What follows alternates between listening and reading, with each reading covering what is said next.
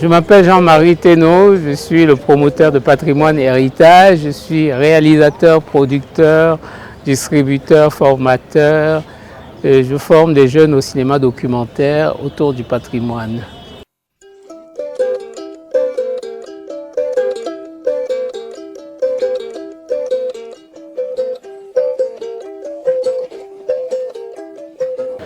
Quelle appréciation peut-on faire d'une initiative comme celle-ci, si ce n'est que on est en 2023, ce n'est pas une initiative nouvelle. Et cette rencontre-là, bon, on essaie de parler, mais on se rend compte qu'au niveau de ceux qui mettent cela en place, on est au Musée national, le ministère des Arts et de la Culture était présent, la direction du patrimoine et tout ça. Et en même temps, dans les réponses qu'ils ont données ce matin, on se rend compte qu'on parle de la restitution de ce qui vient ailleurs. Et c'est même comme déjà eux-mêmes ne savent même pas ce que nous avons déjà comme patrimoine localement. On leur dit, mais est-ce que vous avez déjà répertorié tout ce qui existe? On dit, non, non, non, il faut ramener. C'était comme si en fait tout notre patrimoine, c'est seulement ce qu'on allait ramener. Mais ce qui existe déjà là aujourd'hui, comment se fait-il qu'il n'y a aucune politique pour inventorier déjà notre patrimoine, pour quelqu'un, un jeune comme ça qui vient d'une région, sache que dans ma région, il y a ça et ça et ça comme éléments patrimoniaux importants. Donc dans un premier temps, quand on leur demande, mais est-ce que vous avez répertorié, tout, ils disent, ouh, c'est vaste, il faut beaucoup de temps pour faire tout ça. Mais c'est l'État. Si l'État ne peut pas savoir quel est le patrimoine que nous avons, ils veulent seulement dire ce qu'on a pillé pendant l'époque coloniale, il faut ramener. Mais en ramenant, si on avait déjà répertorié ce qu'il y avait, on saurait que ce qui vient, on va les ajouter sur ce qui est déjà. Et ce n'est pas aujourd'hui, quand on va faire revenir ça, qu'on va commencer à éduquer les gens autour du patrimoine.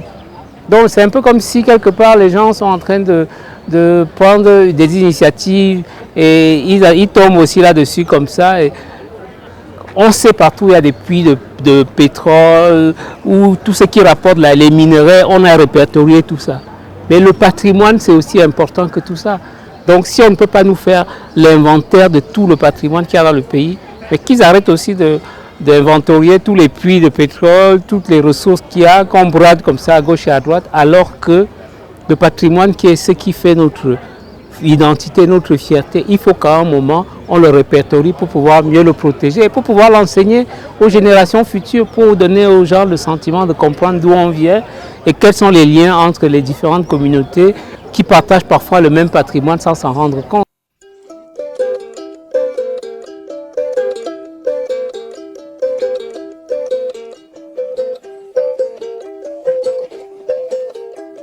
Mais madame la citoyenne lambda que vous êtes, parce que moi je ne suis pas un citoyen lambda, moi je suis un citoyen camerounais qui est conscient de d'où je viens, ce qui est important.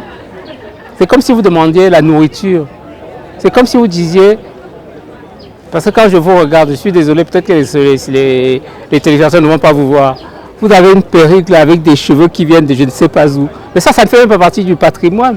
Parce qu'en fait, il faudrait qu'à un moment, on commence à dire aux gens, mais franchement, cessez de vous comporter un peu comme si vous ne saviez même pas d'où vous veniez. Donc, quelque part, ce retour des choses est essentiel pour la construction même de nos identités, pour que les gens soient fiers de ce qu'ils sont.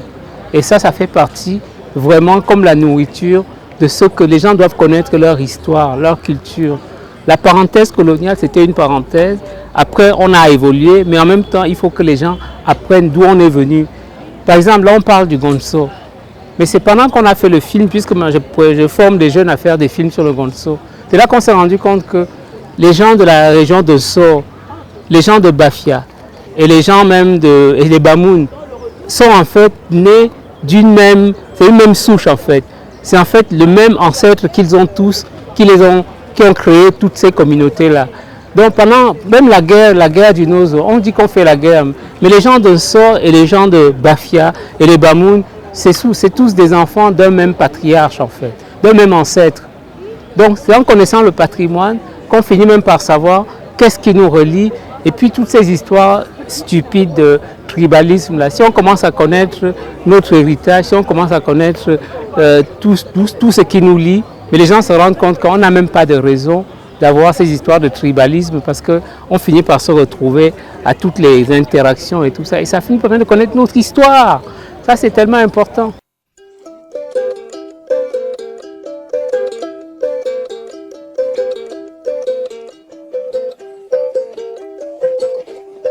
Ce qui me plaît beaucoup dans les Camerounais, c'est la manière dont ils ont de formuler leurs questions.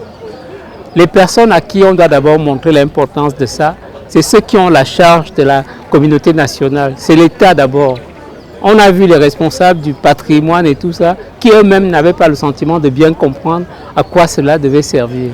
Donc si eux-mêmes ils ne comprennent pas, pourquoi vous voulez aller demander aux gens au quartier comment les faire comprendre? Si ceux qui sont censés être les fers de lance, ceux qui sont censés mettre en place des politiques éducatives et tout ça, n'ont pas eux-mêmes compris, comment voulez-vous aller voir seulement les gens du quartier?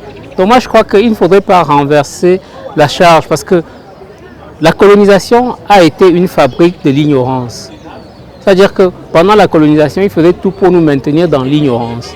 Quand nous sommes devenus indépendants, est-ce que c'est acceptable que nos États continuent de nous maintenir dans l'ignorance?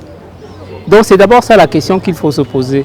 Parce que c'était ça le discours colonial. On disait aux gens, mais étudiez jusqu'au brevet, même jusqu'au brevet c'était déjà beaucoup. On vous donne l'éducation pour que vous soyez capable de porter les sacs, d'être manœuvre et tout ça.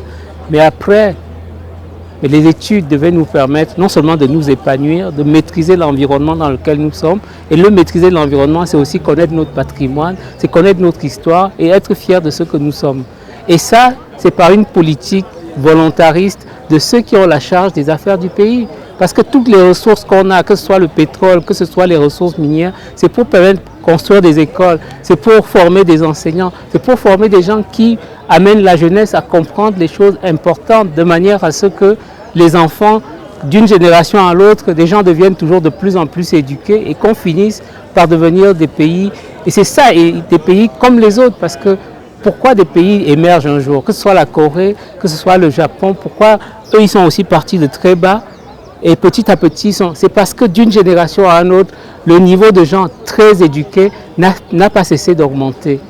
Or, si chez nous, l'école devient de plus en plus chère, les gens vont, ils passent des diplômes, on ne sait même pas des diplômes de quoi ils passent, ils n'apprennent pas les choses qui sont nécessaires, notamment le patrimoine, ce qui nous rend heureux, ce qui nous rend fiers, c'est des choses importantes.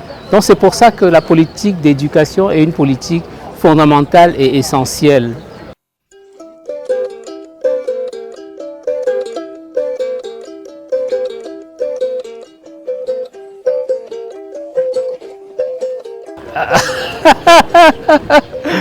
Ben oui, je peux vous dire un mot dessus. Et pourquoi est-ce que je rigole?